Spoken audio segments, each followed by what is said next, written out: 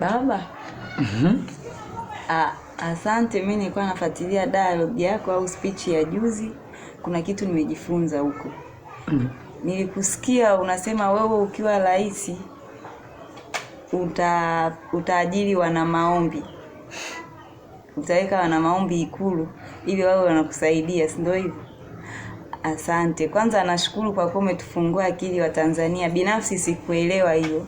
Nilijua ili nchi iweze kuendelea inahitaji wasomi tu. Tunahitajika kuwa na wasomi wengi ili nchi iwe na maendeleo makubwa. Lakini kumbe tunahitaji na wana maombi. Naomba utuweke wazi labda kwa hiyo. Mwanangu nikwambie. Ukianza kufuatilia mfumo wa Biblia. Ndio maana juzi nikasema kama marais wote wangekuwa wanafuatilia mfumo wa Biblia. Kwa mfano tuseme kuhusu Daudi. Daudi alikuwa ni mfalme, lakini alikuwa na Nathanieli. Siku Daudi amezini na Bathsheba, alienda kumwambia ni Nathanieli. Mfalme Nebukadreza, ukisoma kabisa Biblia inasema aliota ndoto.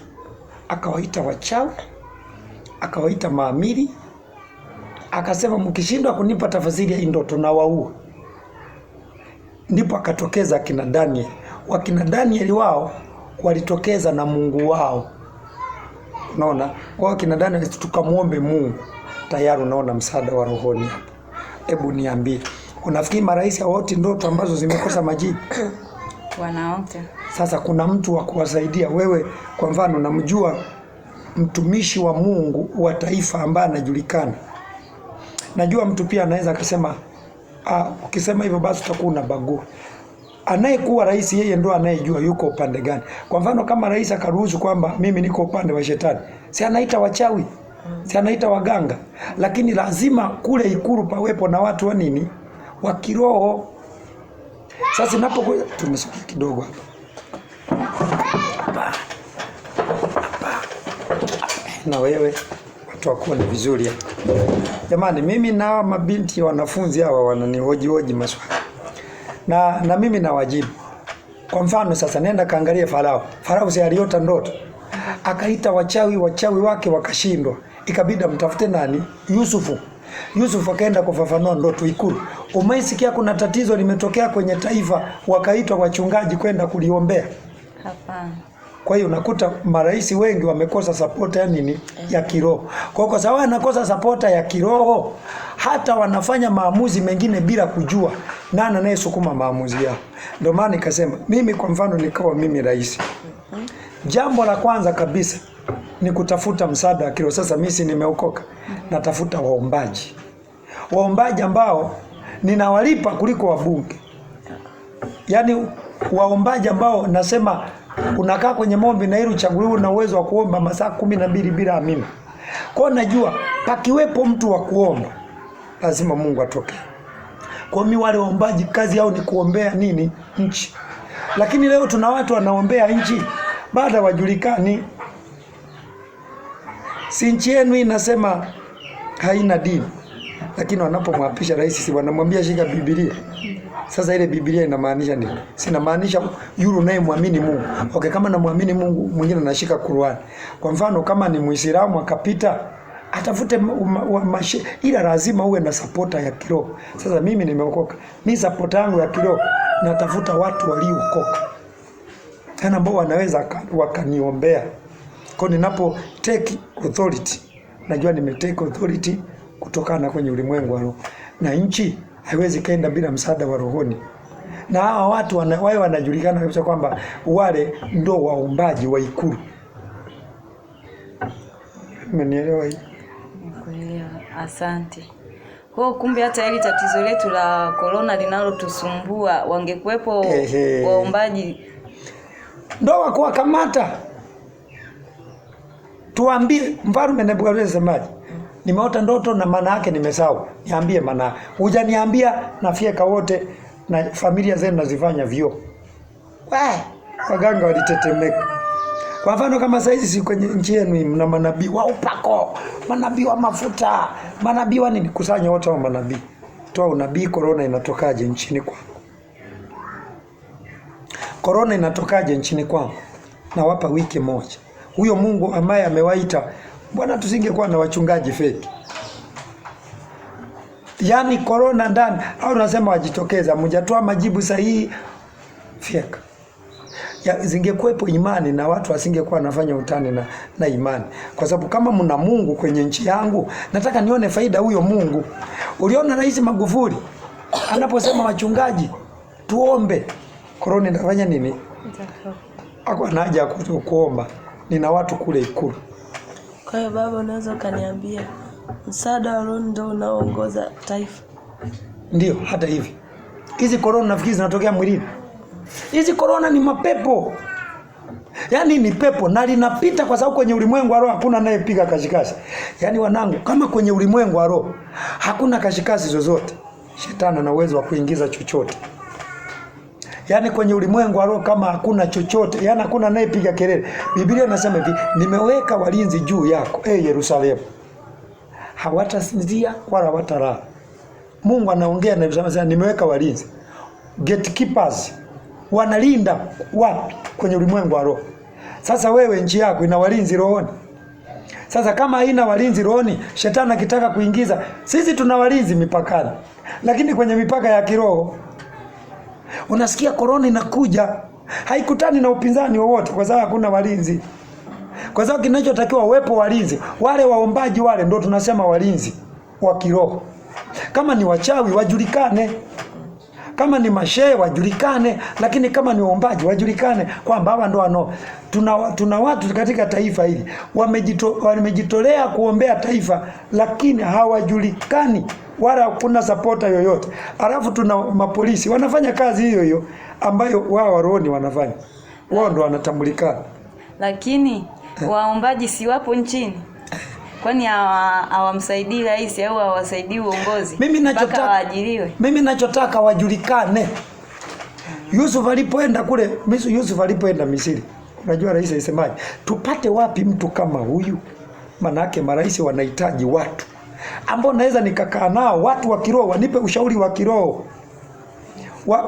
Wafalme zamani kama naenda vitani, Ahabu wanamtafuta akina Elia. Unaona, uchumi unaposhuka Tanzania unatafuta nani? Kwa marais wa zamani walikuwa wanajua kufanya kazi na watumishi wa Mungu. Sasa hizi ukisema umekosea. Wakati ili nchi iende inahitaji msaada wa kiroho, watu wa rohoni. Mimi nadhani kwa sababu ya uwepo wa sheria zinazoongoza nchi, ndio marais wanashindwa sometime kuongoza na zile na ule, kwamba kuna sheria inayosema nisiwe na msaada wa rohoni. Yaani kuna sheria inayonizuia kwamba nikiwa rais nisiwe na watu wa kuniombea ambao na wagundu, ambao mimi nitawatambua kama rais. Kuna sheria inaniambia nisiwe nao. Sheria tu zingine. Mimi unajua maana kwa rais am head of state, mimi ndo rais. Rais mimi ndo nimeona. Natakiwa niwe na watu wa kuniombea. Ndio, sio lazima mimi nazungumzia yake mimi. Lakini kama mtu mwingine anaamini mganga, si anatafuta mchawi, na sisi tunajua yule ndo mchawi, wani ni wa taifa. Ili kitokea issue wachawi wakakwama, ndo wakina sisi tunapata nafasi sasa. Sisi tunapeleka majibu. Kinachosumbua ni 1, 2, 3, 4 na watawala lazima asikie. Kwani waambie wanangu. Kuna kipindi kuna mtu mmoja alikuwa anaitwa Naamani. Alipigwa na ukoma. Rais wa ile nchi ikabidi atume waraka kwa rais mwingine kuomba msaada wa nini? Ili mtu wake apone. Mfalme aliposikia alirarua nguo zake. Akasema, huyu mtu anatafuta vita na mimi." Elisha aliposikia akasema, "Mleteni kwangu." Unamfahamu Elisha wa nchi yenu? Hapana. Sasa hicho ndicho kinachokuja kukosti. Kwa sababu kama tungekuwa na support, mimi sisemi tu lazima wawe waombaji. Ni Muislamu atafute watu ambao watakuwa napiga dua ya kumsaidia. Ni Mkristo, we ni mpagani, lakini umekuwa rais, tafuta wachawi wako wasimame kule, wao wanawanga kila siku. Nchi inakuwa na msaada. Ili tunapofika kwenye shida ya rohoni, rais ameota ndoto, asitapetape tu. Kuna ndoto, kuna mambo mengine ni rohoni. Sisi wachungaji binafsi tuna player partner, watu wa kutuombea. Unaona? Kwani kuna mtu mmoja nasikia mkienda kwenye huduma, yeye alikuwa na kanaomba baada ya wiki moja. Mchungaji akitoka huko upako, kwa nini nchi kakosa watu kama mimi ningekuwa rais wanangu. Mwe kama ni waombaji na waajiri. Na kwa namna hiyo shuleni hamtasoma tu. Kwa nini? Sawa. Mtakuwa mnaomba tu ili angalau nije ni waajiri Ikulu. Hata hivi napo shuleni na sisi tutakuwa tunajifunza kuomba ili tukaajiriwe. Pia vyuo vya maombi vitafunguliwa vingi. Sawa, asante. Lakini pia kuna kingine nilikusikia unaongelea, unasema endapo ukawa rais, ukasema wanafunzi watakuwa wanaenda siku 2 shuleni. Sasa swali langu ni kwamba wakienda siku 2 shuleni katika wiki, siku hizi zingine watakuwa wanafanya nini mitaani? Je, hatutatengeneza watoto wa mitaani wengi?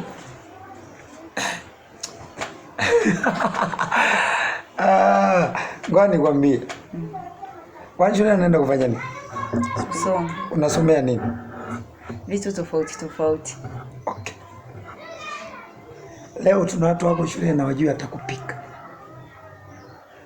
Tuna watu hapo shuleni hawajui kazi yoyote, ya kuzalisha. Na elimu ya kwenu usipoajiriwa ujue hainaga mashiko. Ni elimu ambayo unasoma ili ukaajiriwe. Yaani we elimu yako unasoma ili ukaajiriwe, uongo kweli? Kweli. Ndio maana shuleni mnashinda kukariri. What is pako nasinzia. Okay, sasa mimi siku zingine hizi kama mimi ni mkulima mzazi wako na kufundisha kulima. Ndio maana kuta mtu ameenda ameferi, watoto wanajisikia kujinyonga. Kwa nini? Alishaminishwa.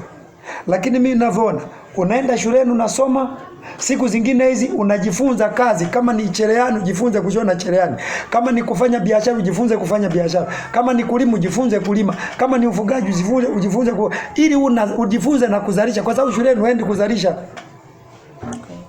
Shuleni mnaenda kuzalisha, mnaenda kukariri tena, unakariri. Yaani tunakariri, hakuna kitu kipya. Yaani ulichosomea wewe ndicho nilichosomea mimi. Kwa mfano, form 5 mnasomea topic yenu ya kwanza nini? Ya history. Amesahau paka kakariri. Unaona? Paka kakariri. Sasa maisha ya kukariri huyu si ajifunze hata basi kwa hata kukaanda vitumbua. Ili angalau hata yeye mwenyewe. Kwa namna hiyo mwanangu, tutazalisha mabinti ambao sio tegemezi. Tutazalisha kizazi ambacho watu watakuwa wanajitegemea. Wewe unaenda shuleni unafundishwa vitu ambavyo hatuwezi kuvi-apply. Wewe niambie, una-applyje quadratic wewe kwenye maisha yako, niambie. Quadratic ni hesabu zile matrix. Unazi-apply vipi kwenye maisha yako? Ni apply matrix hapa tangu umesoma, ume-apply kwa nini? Avogadro's law. Unai-apply vipi? Kwa tunafanya vitu ambavyo hatuwezi kuvi-apply kwenye jamii. Ndio maana leo kuna vijana ambao wamesoma, wana degree, wako mitaani. Kwa nini hawajaajiriwa? Wako mitaani. Kwa elimu usipoajiriwa unarudi mtaani. Kuna mwanangu mmoja sana, nimetoka shuleni, nimemaliza degree ya sociology. Sasa hizo unafanya nini? Tumia hiyo sociology kusaidia. Anasema ajira hazipo, kwa hiyo saizi nipo kutengeneza juice. Nikasema je, ungekuwa na degree ya kutengeneza juice ungekuwa wapi? Kwa unakuta sisi kwa hiyo hii elimu sio mbaya, usionielewe vile nasema ni mbaya. Lakini mimi ningekuwa rais, nisingeipa muda mwingi. Siku mbili. Natosha. 2. Sasa baba, nikuulize tena swali. Siku 2 zingetosha kujaziliza kweli zile topic mtu Kuna topic ningefuta, ningeita wataalamu wengine. Yaani kuna topic ni productive ningefuta. Saizi bora somo la study za kazi, nakumbuka mimi tukiwa ile somo lile ningerudisha. Ujasiriamali narudisha shuleni. Yaani walimu ili mwanafunzi akiwa kula ajifunze namna ya kufuma, ajifunze namna ya saizi kufuma tu hata hiki ili likovieri kufuma uwezi. Unaona? Na wenda leo aliyetengeneza hili ni mwanafunzi wa darasa ngapi? Mnajua kufuma nyinyi? Kusuka tu kirago ujui. Kile ujui. Na sasa unapika sasa, unafika kwenye ndoo umeolewa, hata kupika ujui. Mama wazazi wanakosa muda wa kukaa na watoto wao ili wawafundishe maadili kwa sababu serikali imewapokonya. mnaenda kusomea vitu ambavyo yani kuna topic zingine ningeondoa. Futa kabisa. Wewe kwenye mase hii toa. Anza kujifunza namna kutumia pesa, namna kubalance pesa, namna ambavyo unaweza wewe hesabu zingine nafuta kabisa. Kwa mfano vitopic vingine ambavyo havina maana kama reproduction, unajifunza reproduction shuleni na kusaidia nini? Ningeweka pembeni. Naweka vile ambavyo vitu vingine utakiwa ujifunze kutoka kwa wazazi wako, wa kiroho na wa kimwili. Ndio maana leo tunazalisha wahuni tu. Akitoka huko binti amejifunza kutongozwa. Amejifunza namna ya kutongozwa, kijana amejifunza namna ya kutongozwa. Amejifunza namna ya kwenda na nini, kutumia kalenda ili asipate mimba. Tunakuwa na more prostitute kwa sababu hawana elimu ya kiroho, wana elimu ya kukariri. Kwa hiyo baba, elimu ya wanasema elimu ya nini, ya hiyo ya uzazi wa mpango haina faida kwa vijana? Ipi? Wewe unajifunza uzazi wa mpango, unataka uzae. Unajifunzaje kitu? Yaani leo najifunza namna ya kutumia sumu ya panya. Wewe ni panya wewe. Alafu leo nakufundisha ukitaka utumie sumu ya panya vizuri, kunywa hivi. Sasa leo mimi nakufundisha elimu ya ukiwa hivi uwezo ukapata mimba. Na kuandaa kufanya nini? Na tamaa za ujanani mlivyo. Mnavyofunuliwa ovyo ovyo. Unajiandaa kwa nini? Ndio maana maraya wengi wanaanza form 3. Maraya wengi. Yaani ukikosa kana kuwa maraya form 3, uje kuwa maraya kote. Kwa sababu pale ndio unaanza kujifunza, ala, kumbe naweza nikafanya hivi nisipate mimba. Sasa kuna wengine wanakosea, ndio mimba form 3 zinaanza kuwa nyingi. Vijana wanasema ngoja tu nikafanye practical. Kuna mmoja aliwahi kuuliza, madhara ya kutofanya mapenzi kwa muda mrefu nini? Si mwalimu wa biology natakiwa ajibu. Kumbe nisipofanya mapenzi na madhara. Ataanza kutafuta. Ndio maana wasomi wengi ambao wamekosa elimu yake. Ndio maana mimi nawapenda Waislamu. Wana madrasa. Unafikiri Waislamu wanategemea hiyo? Hata mkiwafukuza Waislamu shuleni, wana elimu yao madrasa. Kila siku mtoto anaenda madrasa, elimu ya dini. Nyinyi mna elimu ya dini. Ndio kila siku. Yaani una elimu. Ndio maana mkute mwanamke wa Kiislamu. Wewe Mkristo wetu mshawishi. Mwoe mwanamke wa Kiislamu, muoe wewe Mkristo. Mpaka uwe Muislamu. Lakini mkute wa Kikristo. Kwa sababu elimu ya dini hawana. Hawana. Lakini wenzetu wamejitahidi. Ulizeni maswali. Asante. Afu ulisema utakapokuwa rais utafunga nini? Viwanda au makampuni yanayotengeneza bia. Sasa kwa mfano nchi yetu hii kuna vijana ambao hawana ajira, ambao wanategemea huko waombe ajira kwenye makampuni au viwanda hivyo. Sasa ukifunga hivyo viwanda, uone kama utapunguza nini, utaongeza unemployment. Unemployment inayozoofisha watu hiyo. Kwani nikwambie mwana, madhara mengi ya pombe ni machache kuliko faida. Kwanza bia haina faida yoyote. Haijengi mwili, haiongezi chochote zaidi ya kulegeza mishipa ya akili. Umaisoma faida za pombe, advantage of alcohol. Si mnasoma shuleni, sasa niambie. Umaisoma advantage of cigarette. Hapana. Umesoma madhara yake sio? Ndiyo. Sasa kwa nini kitu kilicho na madhara nikiruhusu kitumike kwenye nchi yangu? Kwamba leo walimu wanashindwa. Kuna mwalimu wetu mmoja alikuwa analewa asubuhi, nakuta amelewa. Vijana unakuta wanalewa. Kuna kijana mmoja alikuwa anasema naye amelewa, walienda kumpiga, amelewa akakurupukia mke wa mtu, alipigwa bia hizo. Sasa nafikiri nikifuta naondoa employment zaidi, nitafanya akili za vijana. Ndio maana ukuta mtu amepiga mke wako na mmoja nilileo. Kwa mtu anayekunywa bia always yatumia akili yake yote. Kwa hiyo mimi ningefuta. Sio bia tu, hata vilabu vya pombe. Futa kabisa vilabu vya pombe. Futa ndani ya siku moja. Polisi, sitaki kuona kilabu chochote, sitaki kuona bar, na ukaguzi unapita. Kama ni bar zitabadilika za kwa bar. Alafu watakao kuwa wanafanya kwenye bar, yani ni ajira tu. Yani wanataka kuwa wanagawa, kwa sababu bar haziuzi pombe tu. Mimi ni birangu bia vileo vyote vile vitoa. Kama kuna baadhi za kuwepo watu watakuwa wanatumia vinywaji ambao vinamfanya mtu wahudumu wake. So kama leo katoto kana miaka 16 kapo kwenye bar. Miaka 16. Hivi wanaokunywa hivyo vile wanasema hivyo wanaondoa mawazo. Unaweza kusaidiaje kama? Na anaondoa mawazo.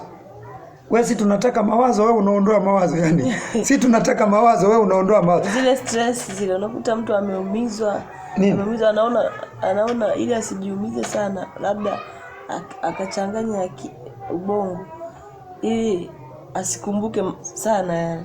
Aenda kunywa. Biblia imesema mpe kileo aliye karibu na kupotea. Kwa njia moja ya kumpoteza mtu ni kumpa kileo. Kwa unapokunywa kileo mawazo hayatoki. Pombe si zinatoka mawazo.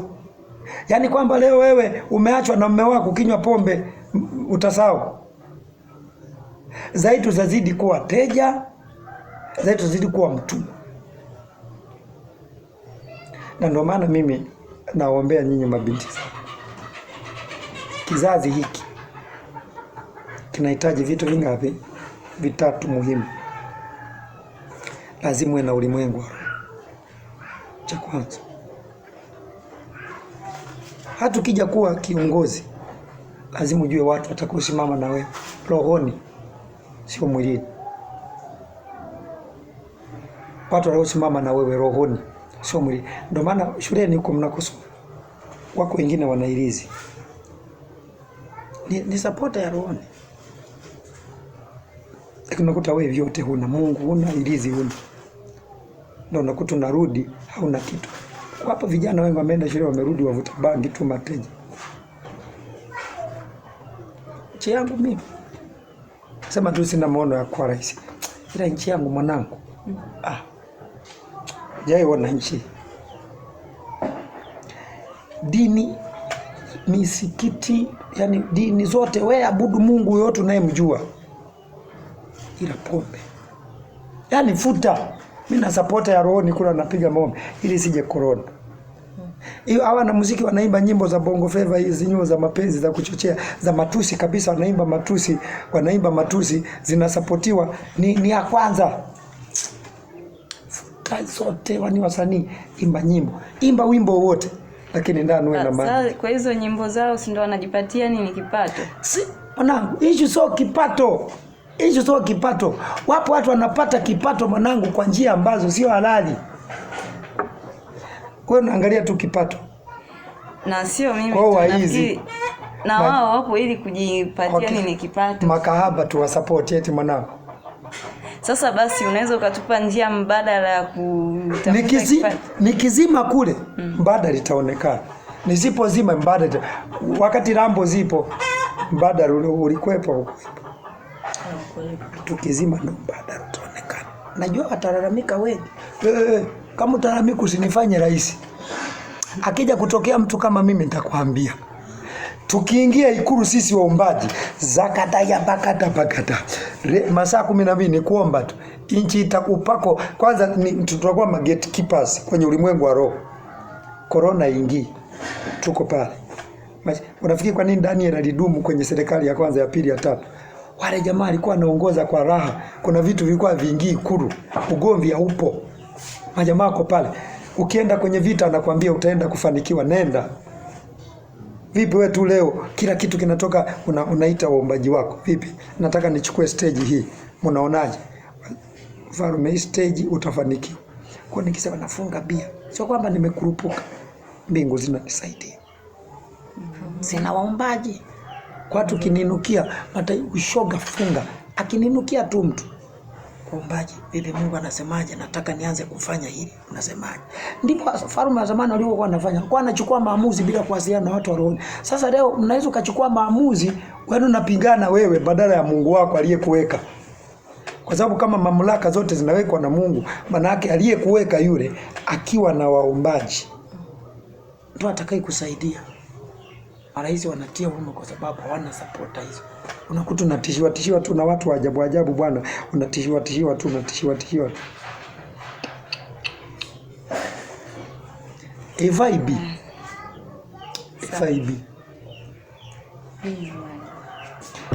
Na wewe nimekushinda. Sasa ngoja niongee na wewe. Usije kuwa rais mfumo wa kwangu kama huna nguvu ya kiroho. Utatakatishwa ndani ya dakika moja. Ila nchi usije ukasubutu kunipa urais mimi. Hata kama nitaongoza siku 3. Yaani hata kama nitaongoza siku 3 tu. Lakini mifumo yangu hii lazima inatimia. Leo hatuna vijana wazalishaji. Unajua kwa nini tunasema Tanzania ni maskini? Hatuna watu wa kuzalisha. Leo wote tukisoma wanafunzi mpo ngapi shuleni? Wote mnasoma ili muajiriwe, maana yake mlipwe na serikali. Ninyi ni lini mtachangia pato kwenye serikali? Ada yani? Tunatoa ada, si tunaongeza. Sasa hizi mbona elimu ni bure, mnatoa ada wapi? Kwa upande wa vyuo sekondari advance. Vyuo unaenda kusoma wanakukopea wao wenyewe. Ndio maana sasa hizi hamjaajiriwa. Kuna watu wanalipa ada wao wenyewe yao. Okay, sasa hizi hamjaajiriwa. Miaka mingapi? 5 kama hakuna ajira. Miaka 5. Wewe unashindwa kazi ya kufanya. Tumia elimu yako sasa. Lakini kama ulikuwa nyumbani umejifunza kujenga, utahangaika nao. Ulikuwa nyumbani umejifunza useremala, utahangaika nao. Ulikuwa nyumbani ukajifunza kushona nguo, utahangaika. Ulikuwa nyumbani unajifunza kushona nini, utahangaika. Wakiniajiri sawa, hawajaniajiri sawa. Tulikuwa na private company nyingi tu. Sasa wewe unasoma ili ukaajiriwe. Ndio maana unakariri na wewe ukakaririsha watu.